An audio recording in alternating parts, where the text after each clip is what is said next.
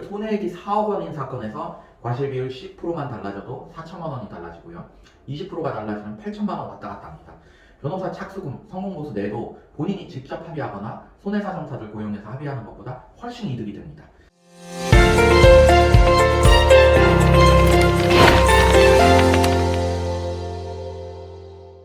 네, 여러분들 안녕하십니까. 교통사고 전문 호유법률사무소의 김경남 변호사입니다. 자, 금일은 교통사고 사망사건에서 합의 및 소송을 진행할 때 유의해야 될 세 가지 사항 말씀드리고자 찾아뵙습니다.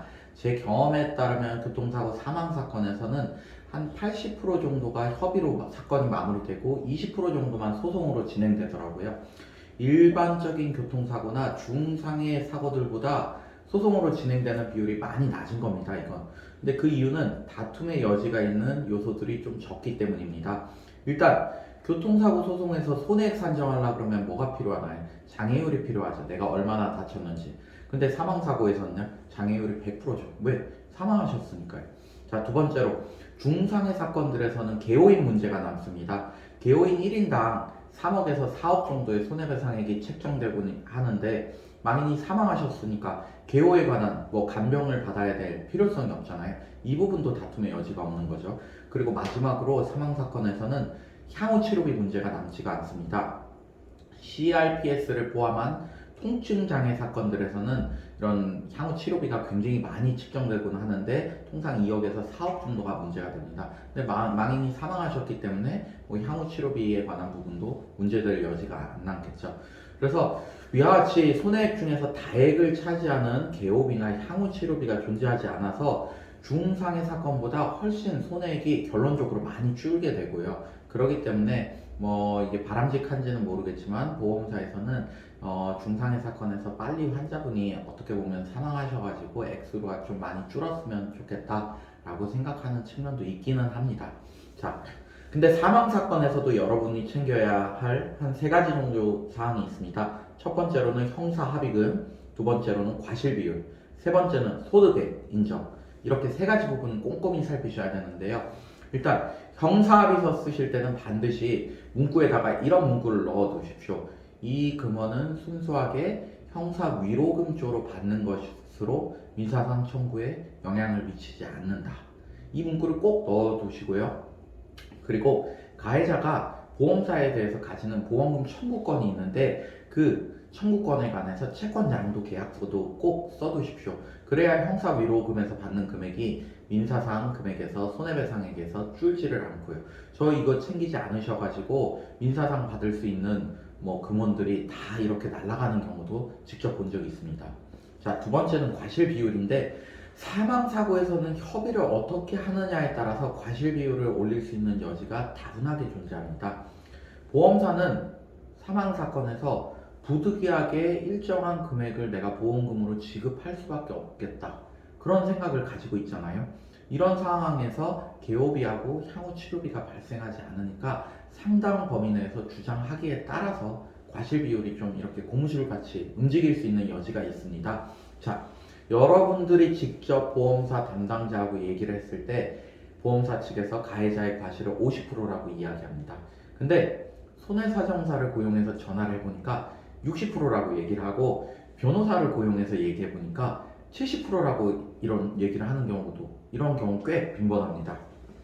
그 이유는 여러분들은 그냥 아무 지식 없이 전화해가지고 나는 내가 보기에는 과실 비율이 5대5인 것 같아요. 이렇게 주장할 수 있겠지만 변호사들은 해당 사고하고 유사한 사실관계를 가진 과거의 판례들을 많이 찾을 수가 있잖아요. 그 판례들을 덕지덕지 붙여가지고 자, 이 사고에서는 과실 비율 70, 요 사고 70, 요 사고 80, 요 사고 60. 자, 평균 내보면 70인데 이걸 왜 50밖에 안 주냐? 이렇게 얘기를 할 수가 있잖아요.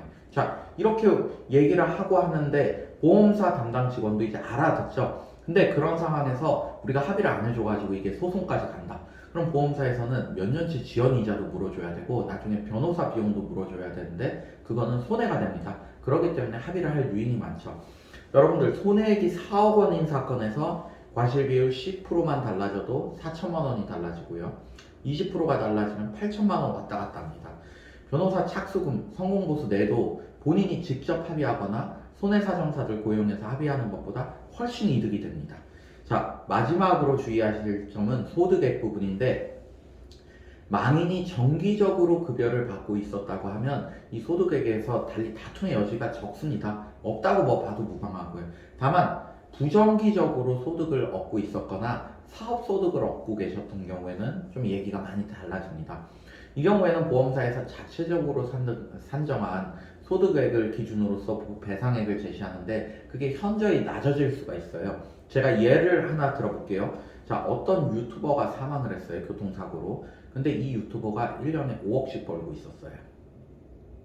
이 경우 유튜버가 앞으로 열심히 방송을 하면 더 많이 벌 수 있잖아요. 근데 보험사에서는 이 유튜버가 언제까지 방송을 할지 모른다. 그럼으로써 5억 원을 앞으로도 계속 벌지를 우리 쪽에서는 모르겠다. 이렇게 이야기를 하죠. 그리고 또 얘기하는 부분이 지금은 5억을 벌지만 계속 그 5억을 벌지를 모른다. 왜? 이게 방송이 잘 되면은 또 올라갔다가 또 방송이 또 나락으로 가면 이렇게 수입액이 적어지는 경우도 있잖아요. 그리고 또 새로운 방송을 분야를 바꿔서 시작을 할 수도 있고요. 그렇기 때문에 과거에 얻었던 장기간의 수입액을 평균을 내서 그걸 정해야 된다.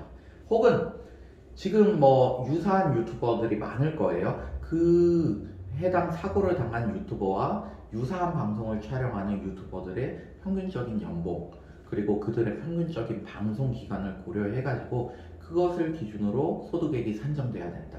이렇게 주장을 할 수도 있습니다. 근데 이게 고인의 유족 측 입장에서는 굉장히 불합리하죠. 왜냐 그러면 5년간, 지금 상태에서 노력을 해서 5억을 벌고 있고요. 보통 유튜버들이 더 노력을 해서 그 수입이 앞으로 더 늘어날 개연성은 많지만 줄을 개연성은 좀 적잖아요. 그러니까 앞으로 더 노력을 하면 그거보다 훨씬 더 늘 것인데 지금 5억 수준에서 인정해 주는 것조차 그것도 못 해주냐 하고 이렇게 울분을 터뜨리는 경우가 많습니다. 자, 여러분들 소득 부분에서 월에 100만 원만 더 받으시면 연에 1200만 원이고요. 10년이면 1억 2천입니다. 특히나 사업을 하시는 분들이었는 사업 소득에 관해서는 보험사에서 인정한 것보다 훨씬 더 많은 소득액이 인정될 개연성이 높습니다. 문제는 소득액을 높이는 부분을 혼자서 처리하기가 쉽지 않습니다. 무엇이 자본소득이고 무엇이 근로소득인지를 구분해서 논리 있게 주장해야 되는데 이게 법률적으로 쉽지가 않습니다. 법률가들 사이에서도 이런 개념을 조금 덜 가지신 분들이 계시기 때문에 고액 소득자분들의 그런 소득액이 다투어지는 사건에서는 꼭 교통사고 전문 변호사의 도움을 받으시는 게 유리할 것입니다. 자, 여러분들 이번에도 영상 힘들게 만들었는데요. 영상이 도움이 되지 않았건 간에 구독과 좋아요 한 번씩만 눌러주시면 큰 도움 됩니다.